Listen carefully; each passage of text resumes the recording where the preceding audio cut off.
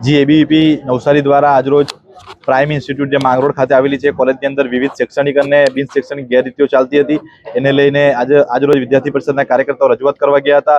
આજે જે વિદ્યાર્થી આદિજાતિ વિસ્તારના વિદ્યાર્થીઓ છે એમના એડમિશન કરાવ્યા એજન્ટોએ અને જ્યાં પૂરતી સુવિધાના નામે મીંડું છે આ કોલેજની અંદર ફક્ત જે સરકારની ફ્રી શિફ્ટ યોજના છે એના પૈસા પડાવવાનું કામ આ સંસ્થા કરી રહી હતી। વિદ્યાર્થીઓના અનેક પ્રશ્નો હતા માટે થઈને આજે એબીવીપીના કાર્યકર્તા દ્વારા પ્રાઇમ ઇન્સ્ટિટ્યૂટ કોલેજ ખાતે આંદોલન કરવામાં આવ્યું છે। આ આંદોલન થકી 48 કલાકનો સમય આપવામાં આવ્યો છે। જે વિદ્યાર્થીઓની પાસબુક એકત્રિત કરી લીધી હતી જે પ્રમાણે પૂરતી વ્યવસ્થા ન આપવામાં આવી હતી માટે વિદ્યાર્થીઓ એડમિશન કેન્સલ કરાવવાના છે।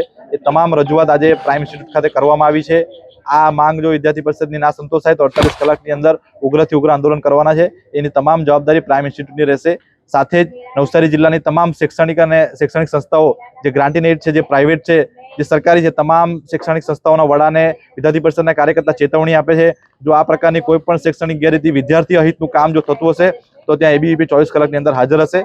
માટે થઈને વિદ્યાર્થી હિતનું કામ કરવા માટે આજે એબીવીપી આપ સૌ શૈક્ષણિક સંસ્થાઓને જાણ કરે છે। હવે આ બીએસસી નર્સિંગમાં અમારી દીકરીઓ ભણે છે। બીએસસી નર્સિંગ છે, જીએનએમ છે અને એએનએમ છે, બરાબર। આ બધાના પ્રશ્નો આ જ છે, બરાબર। અસગવડતાના કારણે આ બાળકોએ અહીંયા ભણવા માંગતા નથી પણ અત્યારે એડમિશન કેન્સલેટર એ લોકો આપવા માંગતા નથી। એ લોકો કહે છે કે તમે આટલી ફી જમા કરો તો જ તમને એડમિશન કેન્સલેટર આપીએ, ત્યાં જ અમારે આપવું નથી। એ લોકોને બાળકનું ભવિષ્ય બગડે એનું ટેન્શન નથી, એ લોકોને પૈસા ભેગા કરવા છે, બીજું કાંઈ નથી।